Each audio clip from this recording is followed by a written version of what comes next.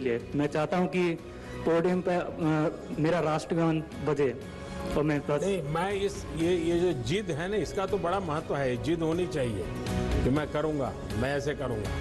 लेकिन अभी जो हुआ उसमें कुछ कमी रहेगी, कुछ तकलीफ हुई, इसको बोझ मत बनने देना, बिल्कुल मत बनने देना।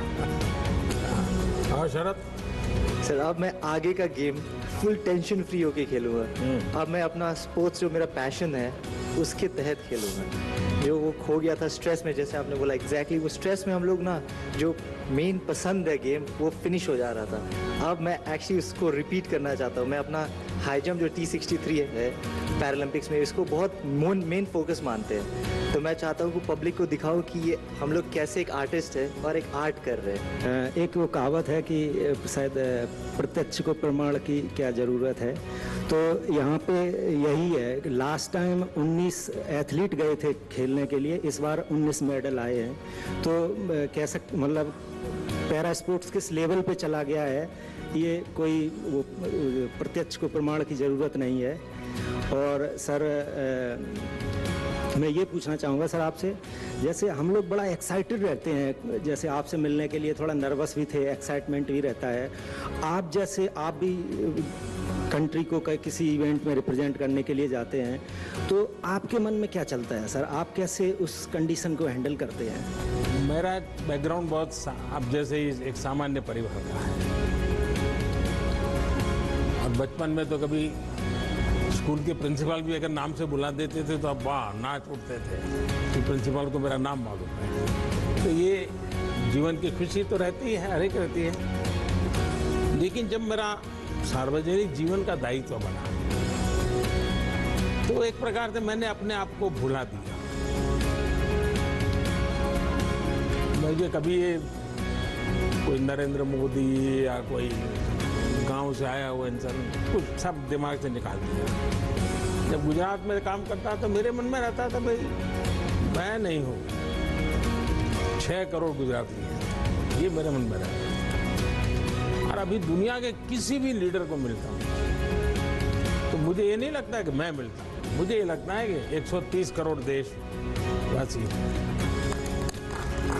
और उसके कारण मुझे कभी इंफीरियरिटी नहीं होता है, कोई बड़ा एक्साइटमेंट भी नहीं होता है। जैसा मैं आपको कहता हूँ आप अपना बेस्ट परफॉर्म कीजिए, मैं भी मन में रखता हूँ मैं मेरे देश की बात बड़ी ताकत से करूँगा, बड़े विश्वास से करूँगा।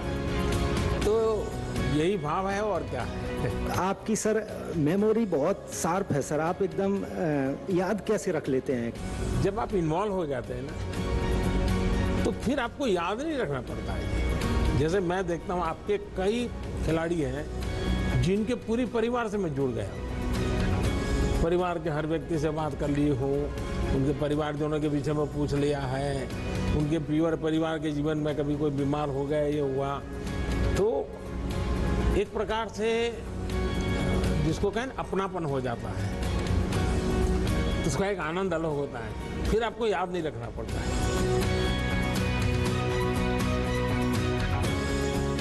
सर आपने बहुत इंस्पायर किया, मोटिवेट किया हमारे प्लेयर्स को, और जिसकी वजह से हमारे प्लेयर में जो कॉन्फिडेंस था वो इतना हाई लेवल का कॉन्फिडेंस था कि this is the first time I saw that each and every player he performed his best.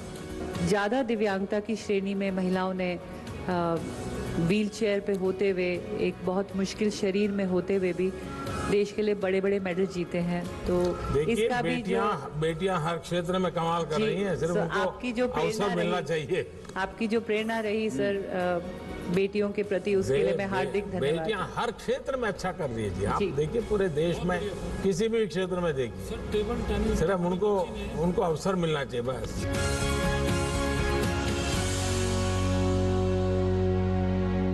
पहले तो आपको बहुत बहुत धन्यवाद देना चाहेंगे हम पूरी टीम की तरफ से कि आपने हमें इतना मान सम्मान दिया, और सिर्फ मेडलिस्ट को नहीं, जो हम जैसे खिलाड़ी जो मेडल नहीं ला पाए उनको भी इतना मान सम्मान दिया, इसके लिए बहुत बहुत धन्यवाद।